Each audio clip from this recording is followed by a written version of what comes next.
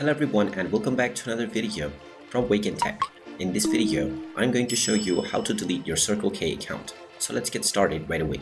First of all, open up your web browser and then in the address bar type in circlek.com and press enter.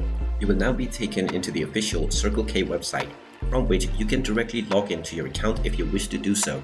But if you log in and navigate within, you will not find any option to delete your account. So if you wish to delete your account, you will need to click on Contact Us at the top section. Once you click on this, you will be asked to fill up a contact form. Just enter your full name followed by your email address, your phone number, and your zip or postal code.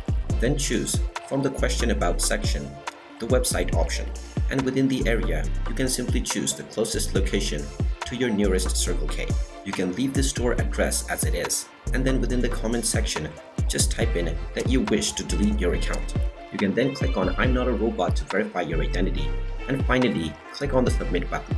Once you click on submit, this will send a request to the Circle K support team, and they will give you a response within a few days, within which you will find the instructions that you can follow to delete your account. And there you have it. That is how you can go about if you wish to delete your account on Circle K. If you find this video helpful, make sure you hit that like button and subscribe to our channel if you haven't done so already.